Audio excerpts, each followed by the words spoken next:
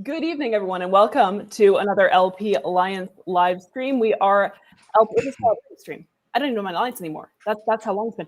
We are LP Alliance, an intercaucus coalition, rebuilding the Libertarian Party and revolutionizing the liberty movement. I'm Amanda Griffiths. I'm Kyle Davis, and this is a solidarity stream. But we're still LP Alliance. We're still true. LP Alliance. Yeah. But it is not an LPA live. So it's not the LPA live stream. Well, we are live and we are LPA, so I don't know how much more you want, Kyle. This is a solidarity stream. We are discussing, in fact, our namesake, the namesake of the stream. At any rate, we are discussing the history of the solidarity movement. That is the Polish solidarity movement. It began in Poland. It was solidarity versus union, that is the Soviet Union, and it swept the world. Because, of course, it's happening, there is currently a screaming argument in the LPA Discord about lefties and righties, and I'm sure that this is going to add fuel to the fire. I'm gone for 2 days, and they devolve into... That's my fault, Dave, by the way. I'm the reason we were 7 minutes late. We devolve into a screaming argument about lefties and righties. So I told Kyle before we went on tonight that I was really nervous because I know that we actually have viewers that are a member of the solidarity movement, and I'm really nervous about getting things wrong. So people can yell at me if I get details wrong, but we are going to discuss this. This began formally in Poland in 1980, although this was precipitated by a series of strikes in the 70s as well. Now, this was going to be this day in Liberty history. This was initially scheduled for last week. I had very bad internet in a hotel, and so we couldn't stream last week. September 17th, 1980. I could have, but you didn't want just me on this stream, I promise. I promise. Kyle's the eye candy. September 17th, 1980 was the day that Solidarity was officially recognized as a union in Poland.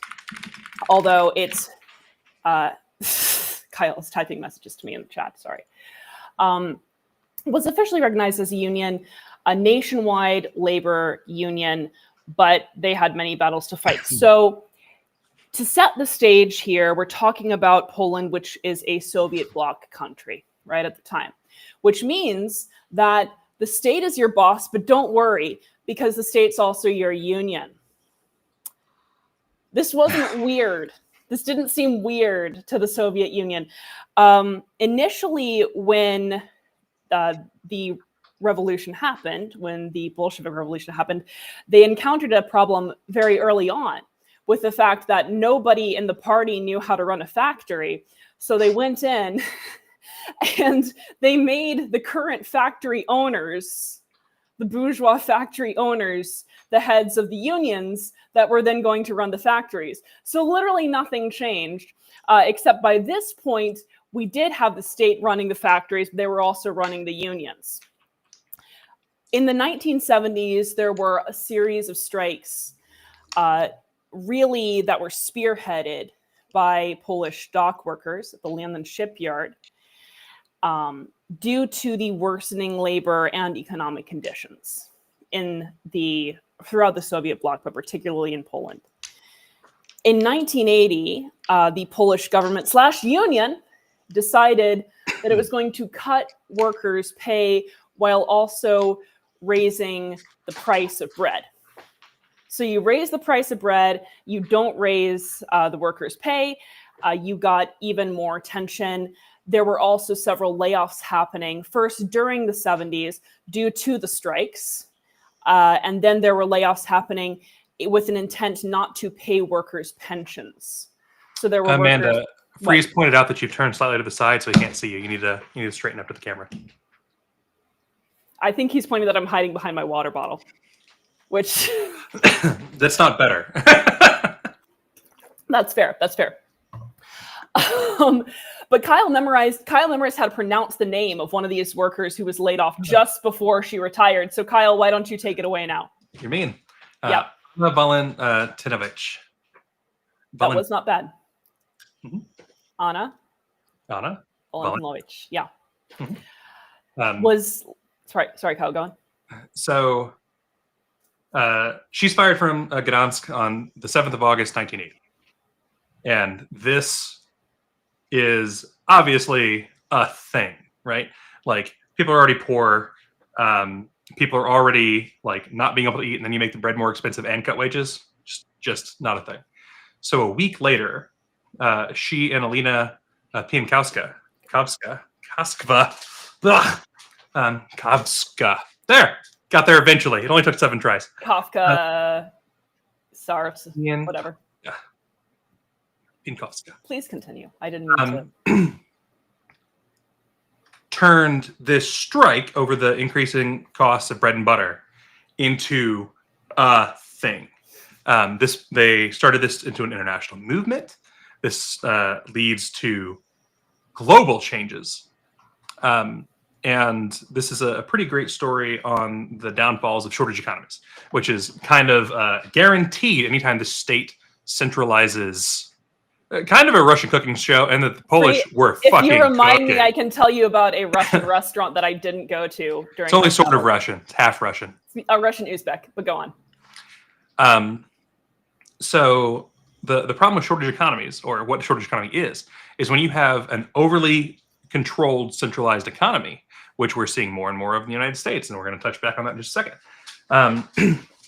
Everything has to be as over optimized as possible, because everything is inherently limited and your time is limited to everything else. So you're like, okay, here's how much food this area needs. So if anything goes wrong, suddenly they're starving to death. And so the shortage economy is where you have tried to optimize the entire economy from one central location. And now, because it takes you so long to get back around into things, everyone is constantly hitting these poverty cycles over and over and over, and it's getting worse and worse and worse. Which is exactly why libertarians are like, hey, state communism, state capitalism are stupid.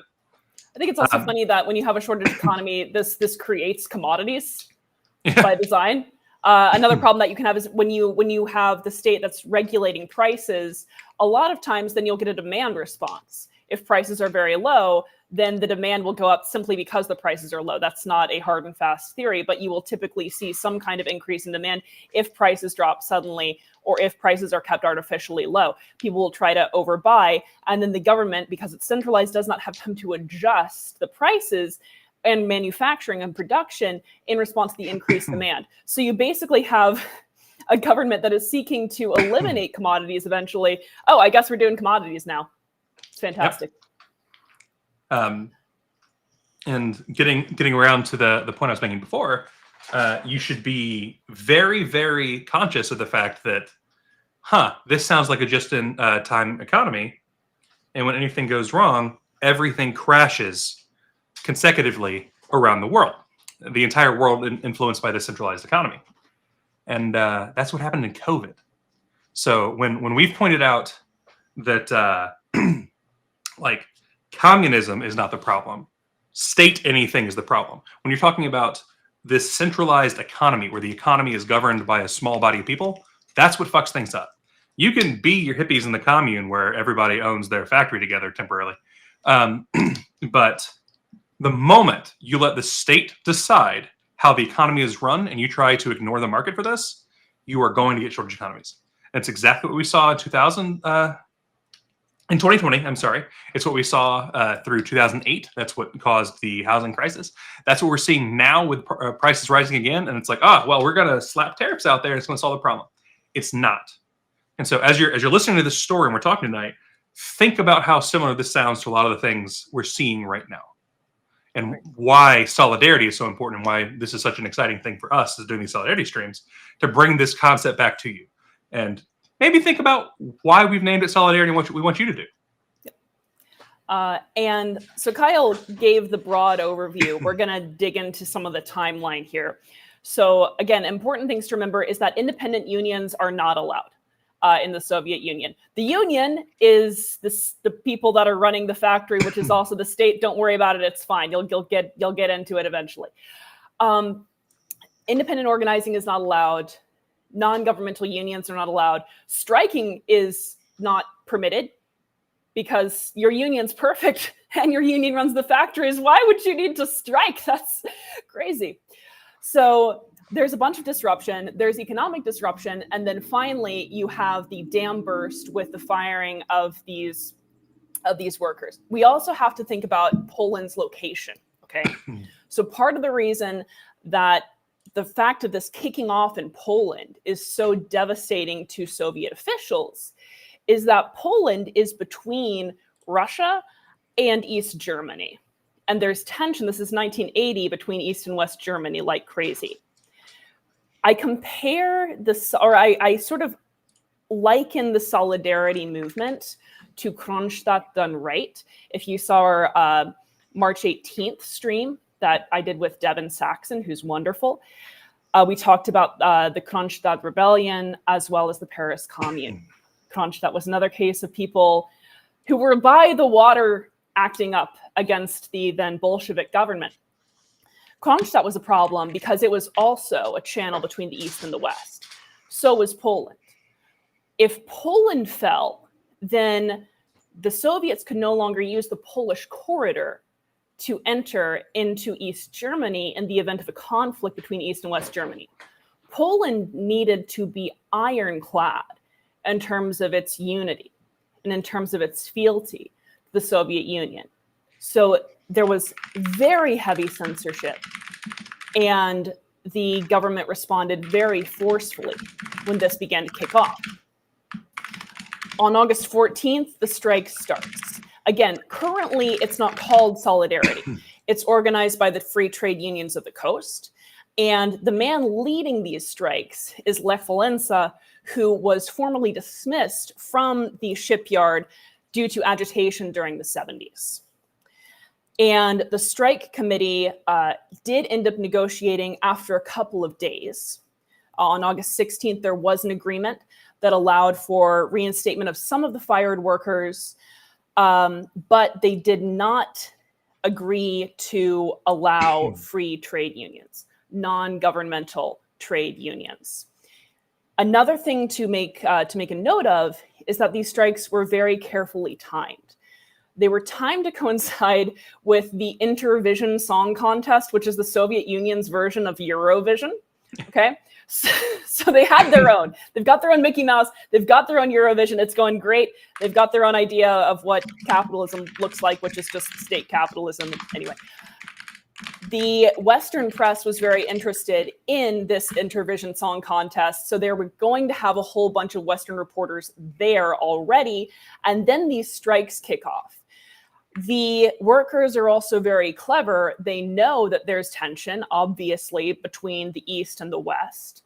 And they know that the West is very hungry for any chance to point out vulnerabilities in the Soviet ideal.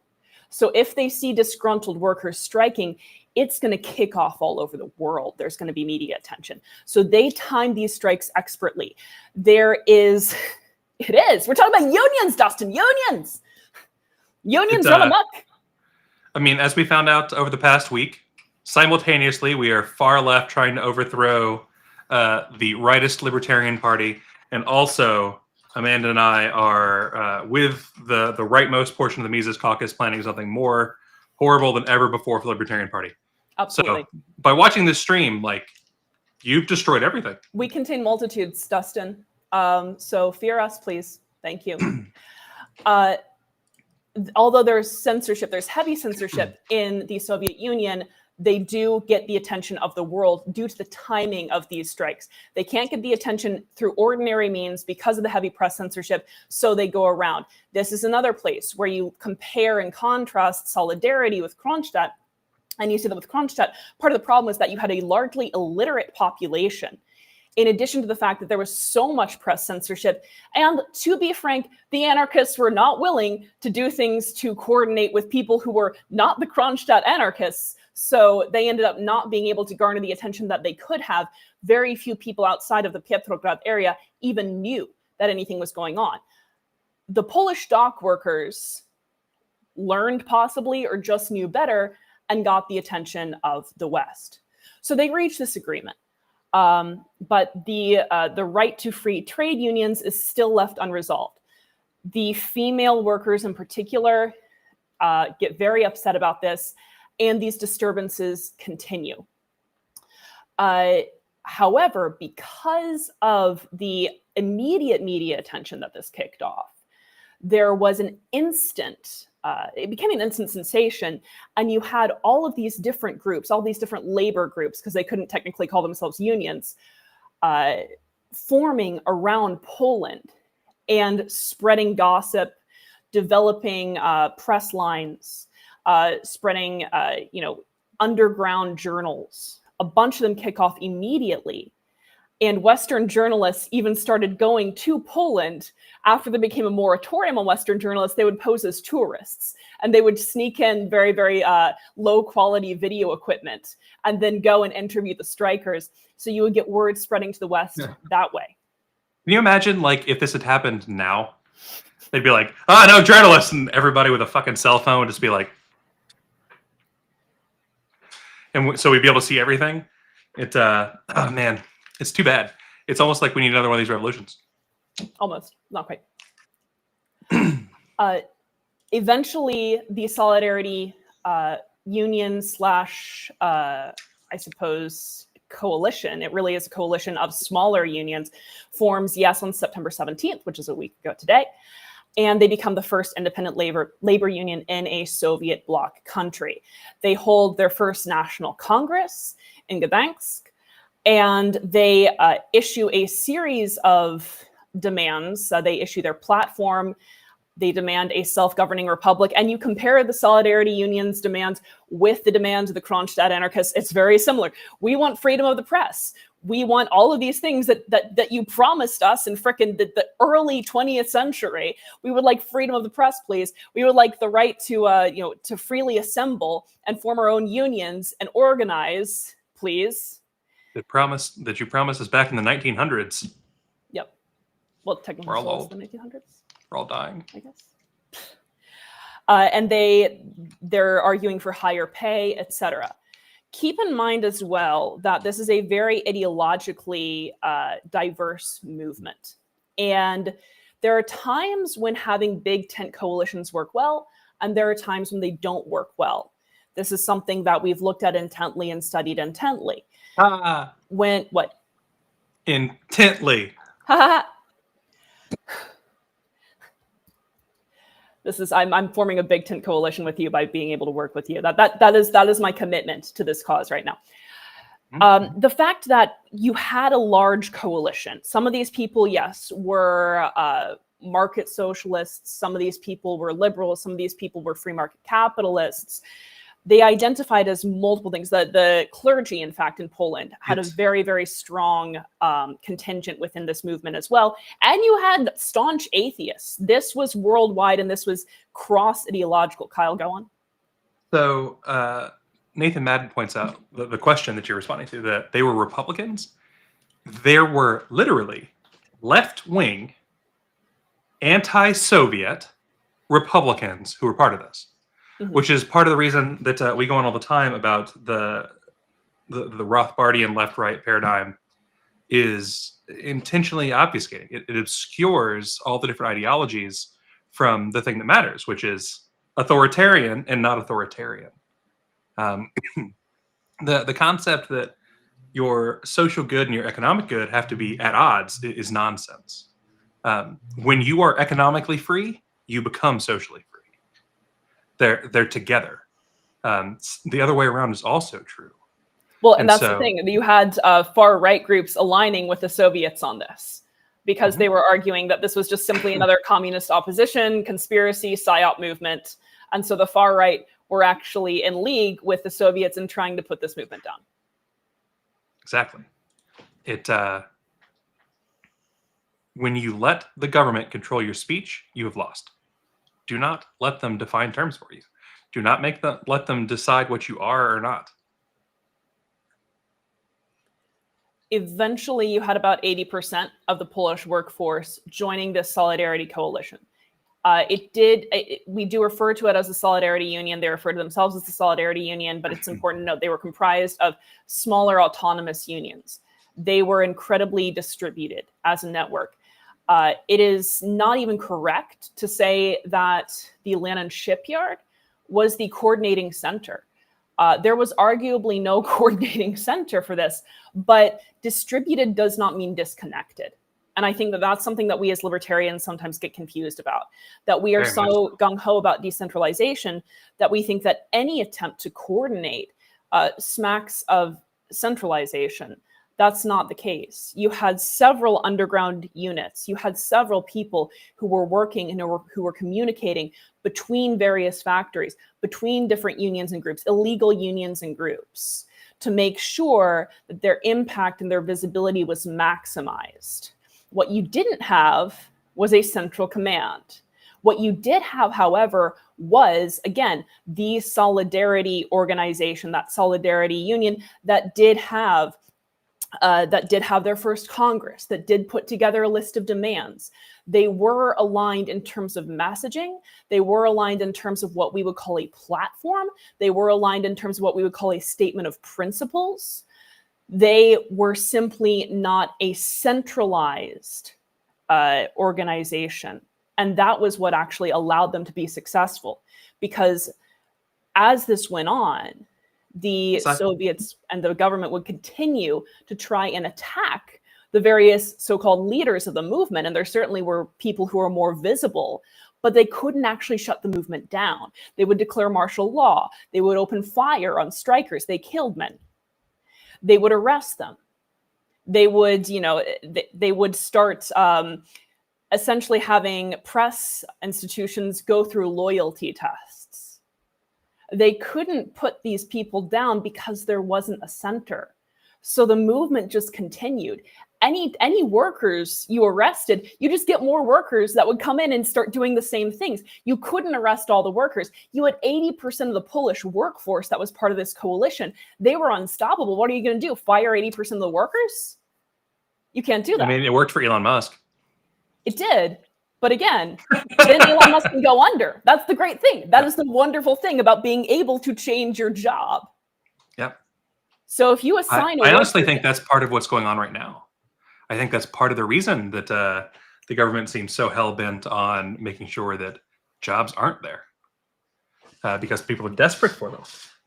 If you look at it, look, obviously some people are going to be like, oh, you're talking about the government jobs. I'm not. Other than healthcare, every single job sector over the last 12 months has fallen. Over the last 8 months, they've fallen a lot. This is an actual thing that's going on. And you don't see the government trying to stop it because it's good for the government. When people are desperate for jobs, unless they're fully laid off and can't work at all, they're desperate for jobs and they're no longer looking to deal with the government. They want you to not be able to think about whose fault this is. When I was looking through the list of all of these organizations that joined Solidarity, all of these different unions, I could not help but think of all of the different dissident groups that we have in the United States, not all of whom have a great history with the Libertarian Party, which has ballot access and is the third largest political party in the United States. I was thinking of BLM. I was thinking of, obviously, the people who were protesting against the mask mandates. I was thinking about No Kings. These are not all members of the Libertarian Party, obviously. I was thinking of DSA. I was thinking of constitutionalists. The one thing, actually, we have many things in common, but we are continuously looked on with suspicion and repressed in various ways by the powers that be. We have ballot access in most states as libertarians, but we fight like hell to get it every single cycle. And the requirements become more and more intense. And there is a concerted campaign, nobody is a stranger to this fact, to make you believe that your vote only matters if you vote for the two largest political parties, the two major political parties. The fact that the majority of Americans no longer identify as being the plurality, I apologize. The plurality of Americans no longer identify as belonging to this party, and it might soon become the majority. Last I checked, it was the plurality. Is huge for us. if you can get a large enough tent, right, to galvanize a real movement, this can be unstoppable. And that's what Solidarity was about. It was a big tent. The one thing on which people were united is that something had to change. The conditions had to change. There was too much top-down centralization. There was, the economy was in shambles. People's rights were being violated on the regular, and it was getting worse and worse and worse. There was censorship. There was, a weird kind of totalitarian nationalism that, reneged on any sense of unique identity. And so the Solidarity movement builds for itself an identity of people who are against the status quo. There was a much more radical contingent within Solidarity called Fighting Solidarity. They would routinely have disagreements with some of the leaders of the Solidarity movement. They were all together, and they were all pushing for the same series of things for as long as they could. And eventually they pushed so hard that the pressure was so intense and the powers that be had to cave. We need to learn these lessons. So indeed, there were several leaders in the Soviet bloc who were very, very gung-ho about having some military intervention to crack down on Solidarity. Brezhnev was not as sold on it. They even toyed with the idea of invading Poland, figured that probably wouldn't be a great idea to invade their own country, would not be a good propaganda victory. But what ended up happening was a very intense strike in one part of Poland, where the government brutally beat some of the strikers and then promised an investigation into those beatings. And Linsa agreed to defer further strikes until that investigation occurred. This actually weakened some of the morale in Solidarity because, once again, it was as though the government was conceding, the Linsa was conceding, it looked like a negotiation. And this is, again, the problem with mass movements, right? Like, things have to be bad enough for you to mount some kind of defense and offense. That was a moment when definitely Solidarity looked weak, precisely because the government appeared to be conceding. Kyle, were you going to interject something? It actually looked like you were. Okay. I felt like I was talking too long. I mean, I was happy with where things were. Okay. All right. So this is all happening very fast. This is the period of maybe about a year or so between 1980 and 1981. In December, there is a much larger crackdown. About 5,000 Solidarity supporters are arrested. The leaders of Solidarity are arrested. Linsa later said in an interview that he told his arresting officer, he told the person who was arresting him, "This is the nail in the coffin of the Soviet Union. You know your days are numbered." And then he went off to prison. Then there was a 6-day working week reinstituted in this wonderful communist haven. You had militarily run coal mines. You essentially had a junta working. Greater censorship. They had to, what was it called? Again, they were testing press loyalty. So they respond with greater force, but once again, they had the West's attention. And as this movement goes underground, as the leaders are arrested, you see more and more people coming up, because now this is more than just a union. If it ever really was just a union, it's become an actual revolutionary movement. This is also why I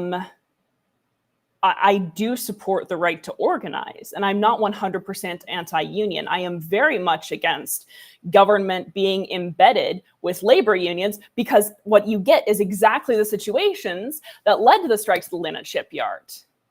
Yep. And then when you have smaller unions, even when they band together and work together, if they're doing it for freedom of association, if they're doing it for freedom of organization, then you do have an individualist movement that simply happens to be guided by principles of collective action. Absolutely. So, Beleza, well, close enough.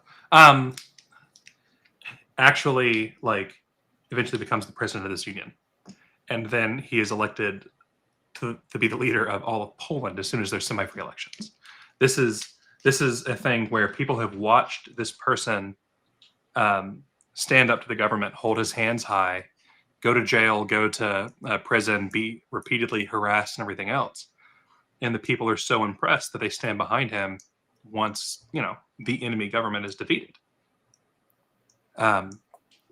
And that's what solidarity is. That's what the streams have been about. That's what all of this is.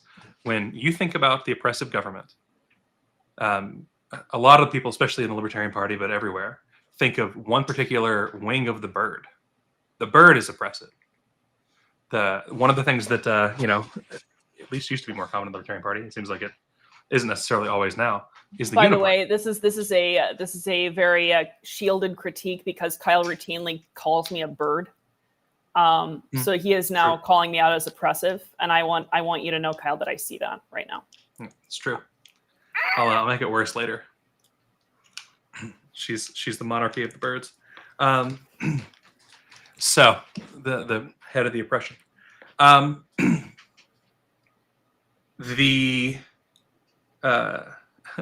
The wings of the United States right now are, you know, as the saying goes, they're the two wings of the same bird, and that bird is against us. And it's not just like the U.S. government either. You look at it. Look at every country that was affected by COVID that all had the same just-in-time problems. Japan, Australia, all of Europe. Libertarians for the win! There we go. Thank you. I feel supported now. You're in that group. I know. You're king board. Anyway, every country around the world, every one of the so-called first world countries had this problem. And it's because the governments are all centralized. It's because the governments are controlling the economies and they're working with businesses to control the economies. So when you hear like the non-tanky communists say that the problem is the big businesses, they're not wrong. And when you hear the anarchists say the problem is the big government, they're not wrong.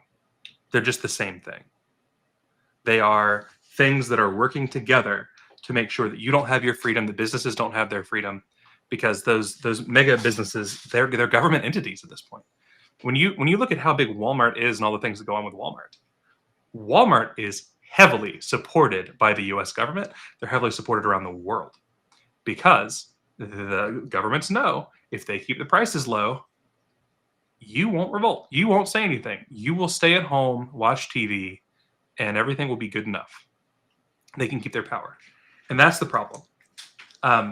Solidarity talked about nonviolence. We talk about nonviolence. Lots of people, you know, repeatedly crow the idea that there can't be political violence.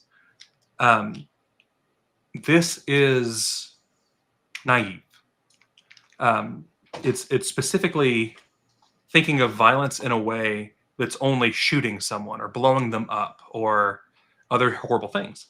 At the end of the day, the government's taking your freedom away. What more violence can they take? What more violence can they take than making it so that you can't eat? What more violence can they take than so you can't work, you can't be who you want to be, you can't be with who you want to be, you can't live the life you're meant to live? They are taking the fundamental humanity from us so that they can have this power.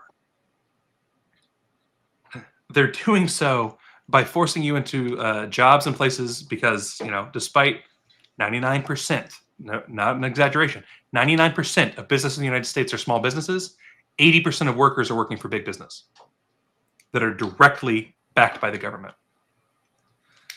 When we want to talk about the problems that are out there, and people talk about the anti-business things, we have this huge problem with the way we're talking to each other because people are like, the big business is the problem. And people hear the business is the problem. Business isn't the problem. 99% of the businesses out there are great. They're small or medium. They're people who are working together. You know, it's either family owned or like local owned. That's all great stuff. as soon as the government owns the business, like we're watching happen over and over and over, where we just watch the government buy part of the largest chip manufacturer of all time. Something that like Intel chips are in everything. And by the way, yes, Solyndra was a problem too, to preempt people. Solyndra was a huge problem too. This was exactly, this was very, very similar. It's been a problem for a long time. Yep.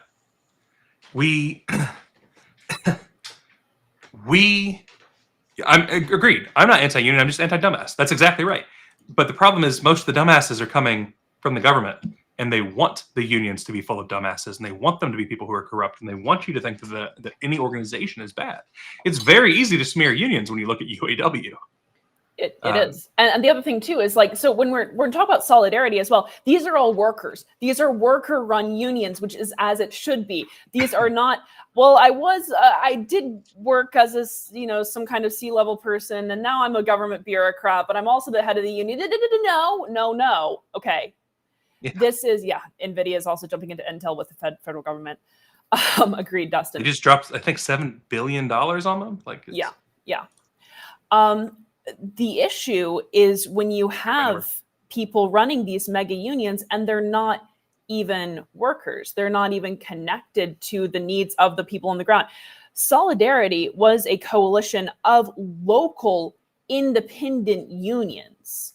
They were simply all organized together as a coalition with a concrete set of tangible demands. But the people on the ground were the people who were in charge of what was going on. Not the people who were, in offices, trying to make sweetheart deals, trying to keep out competitors. These people wanted union competition. They didn't get union competition. They had a setup similar, worse, I would argue, worse, but very, very close to things that we have today between the government and UAW, between the government and teachers' unions, or the larger teachers' union. There are more independent teachers' unions that are actually kind of fantastic. And to go back to 1982, Solidarity is banned, but it continues. We get later into the 80s. Maybe Kyle remembers it. I don't, because I wasn't born yet. Kyle's older than me. We get later into the 80s, and the Soviet government... I was not born when they had their semi-free elections.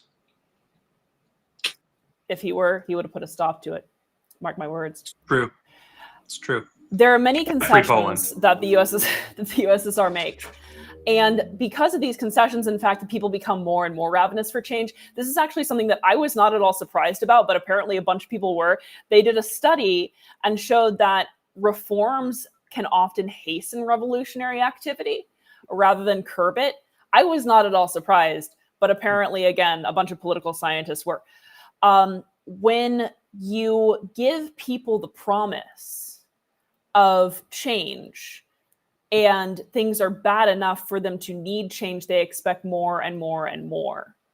So once these concessions began being made more rapidly, people saw the writing on the wall and they began to agitate further and further.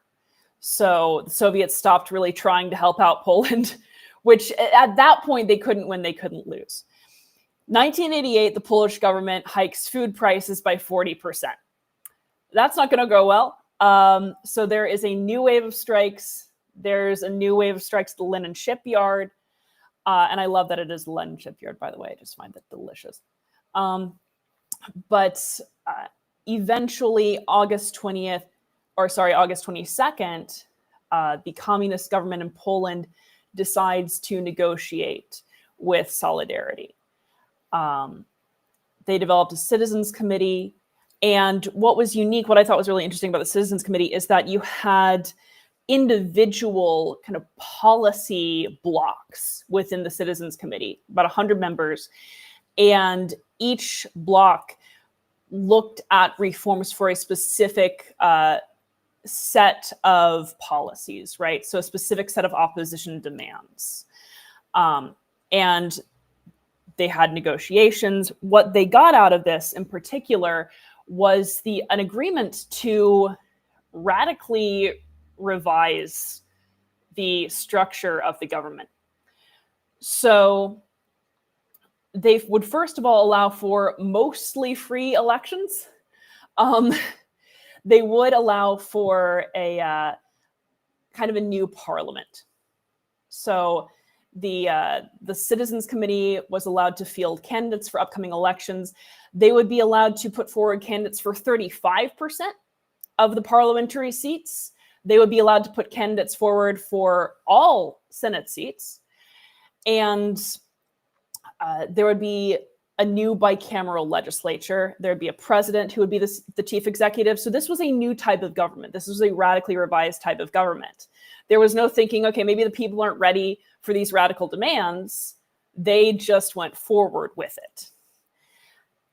Funnily enough, sorry, go on. No, go for it. So we're looking at a period of time that took basically 8 to 10 years to really prep. And then less than 10 years of real hardcore pushing against the government before it destroyed the Soviet Union. It destroyed the entire push for state communism. Since the fall of the Soviet Union, we haven't seen any major countries become state communists. It stopped the push. It didn't just stop the push. It toppled places. Yeah. And I mean, it destroyed the places that had been pushed. Yes. Was responsible for the downfall of the Soviet Union, arguably was responsible for, or at least helped to galvanize support for Tiananmen in terms of the the students there. Yeah. The funny thing was that with the 65% of the seats in parliament that Solidarity was not allowed to put forward candidates for, or the Citizens Council was not allowed to field candidates for, they had disapproval voting essentially. So citizens could cross out names. There were several uncontested seats that were supposed to be filled by Communist Party leaders, that when the citizens went to vote, they just crossed out their names. And so many citizens did that those Communist Party leaders lost their uncontested seats. They got noted. And it was a beautiful thing. This was a landslide victory that no one was expecting. So in the run-up, the polls had actually predicted, the POLLS polls, the polls had predicted a communist victory and these elections. Public opinion polls had said that, yeah, it might be a little bit close in places, but it's mostly going to be a communist victory. Solidarity won all seats during the second round of elections, all seats in parliament, 99 seats in the Senate, all contested seats, in parliament, 99 seats in the Senate. And of course, you had the election of Valenza as well. So again, out of 161 eligible seats, Solidarity had 160. And the irony of this as well was that the election victory was upheld on the same day as the tanks rolled in to Tiananmen Square. This was the end of the Soviet Union. It began with a union that turned into a coalition of unions, and that survived because of a few key things. First of all, their ability to harness press attention. Even in a very censored society, they could harness international press attention, and they could also get underground press. The power of the press was enormous. The power of the written word was enormous here. This was how communication occurred. You had the written word, you had independent radio. I'm sure they would have had live streams if they'd had live streams back then. But you had independent press, independent radio, and you had, yes, indeed, the help of the West. They knew that the West wanted to see vulnerability within the Soviet Union. And so what they ended up doing was waiting until the eyes of the world were turned on Poland and then rising up. Their coordination is something that we should talk about as well. Yes, they were decentralized. They were not disconnected. They were distributed. And again, when you're distributed, you actually are connected by definition, right? You have one kind of core idea that is distributed among different nodes. So no one node could be attacked. This is when we start to see a turn as well in, at least we should start to see a turn, in what makes for an effective social revolutionary movement. I've talked about this a little bit before. In the past, centralized revolutionary movements were the only way to do things. First of all, because you had very low literacy rates. Secondly, because attention and news did not travel very quickly. So you basically needed to have one governing body that was distributing marching orders to people in different locations and concentrated series of action. Now things have turned on its head. We do have a literate populace. We do have, again, decentralized organization and decentralized action. So what this allowed for was an era of revolutionary activity where everyone needs to be a leader of a movement. It's not that there's a series of leaders that are telling people what to do and not receiving any feedback from the bottom. It's that there is no bottom, right? There are just different outlets of activity. And everyone within the movement is a leader within that movement and needs to be. Everyone within the movement is an evangelist for that particular movement. A couple other things that I wanted to hit on is that spontaneous coordination can't be relied upon to be spontaneous. I think that's another thing that we sort of delude ourselves with, is that, well, people will eventually just see how bad it is, or they'll see how nice it is to be living independently or off the grid, and they'll join us too, and then yay, spontaneous coordination. That's not how it works. That's not how any market has ever worked. You need to advertise. You need to make use of economies of scale. None of solidarity would have happened without scaling efforts, right? There was crosstalk. There were attempts to recruit. There was communication. There was reaching out to people who were ostensibly very different, who worked in different factories, who were part of different labor sectors. There was coordination because, yes, it looked spontaneous. Really, the better word is organic. Nothing is spontaneous when it comes to political organization, when it comes to movements. Nothing is ever perfectly spontaneous. Everything is always informed by something else, a series of other things. So what the charge is to make sure that you are directing the narrative on what action informs what reaction. Free says we should do a game show that's representative of solidarity versus Bolshevism versus MAGA or something like that. Free, am I going to be the Bolshevik? Is that what this is going to? Yeah. So I want to tie some things together because it kind of came to my attention this past week that some folks don't understand some of the structure with LP Alliance. We've seen lots of charges that because Amanda and I are on the streams all the time, that means that we are somehow the faces of LPA. It's not the case. The way LPA is set up is that there are groups to do all kinds of different activities. There are things that are group-wide, like communications about everything we're doing. There's a communications group, and they have to know, and we're part of communications, what everybody's doing everywhere so that we can, talk about it and boost it and everything else. Those things matter. There are also people who are working on fundraising. There are people who are working on, Amanda works on the torch. I would say we work on the torch, but my job is I build website.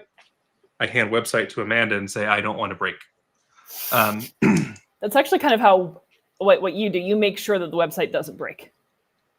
Fair enough.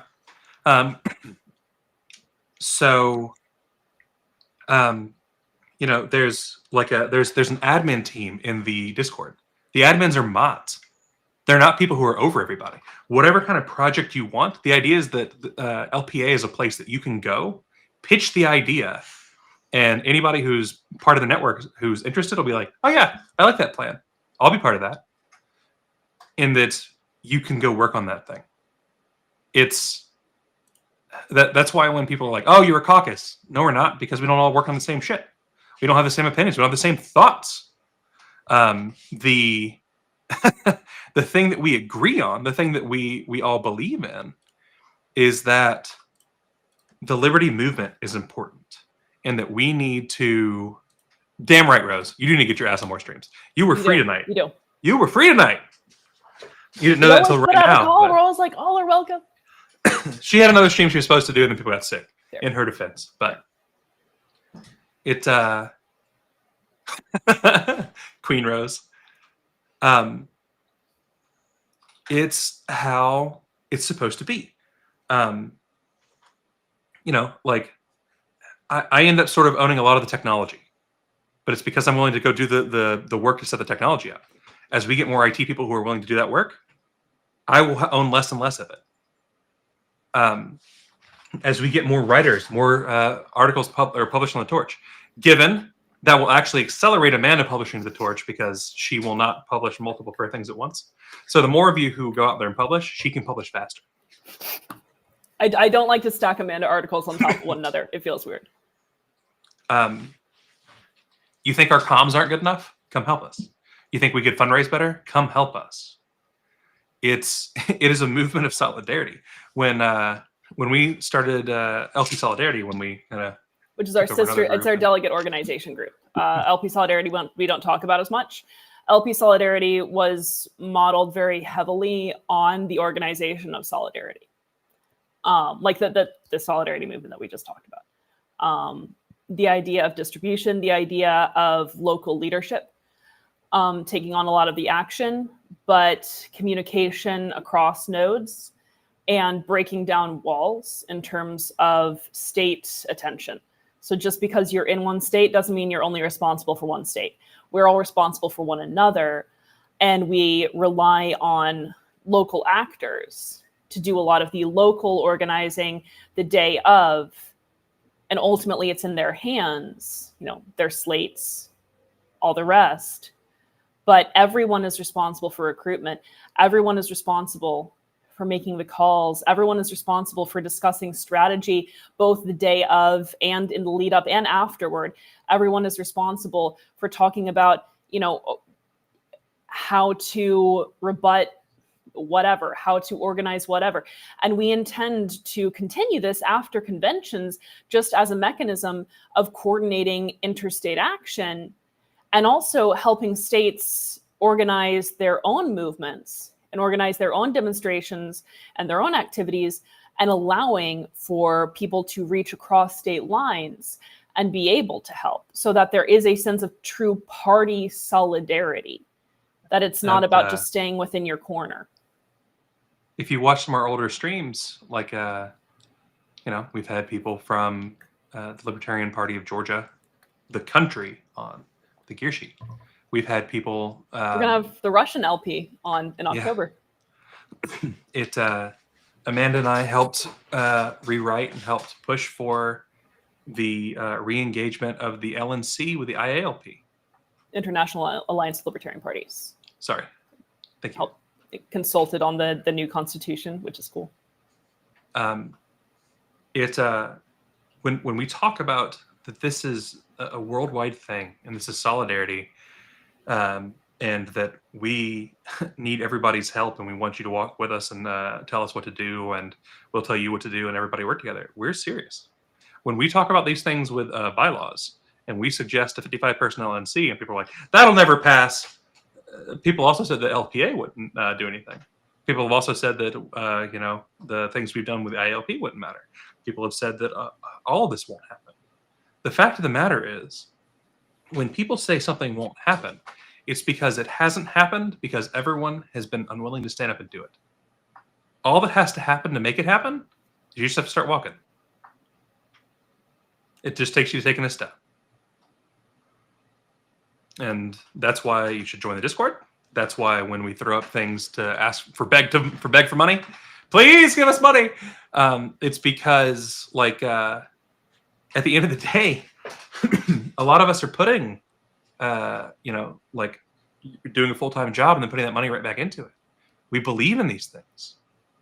And the people who are here understand that the only way that we win, the only way that success truly happens, is if we all make it happen.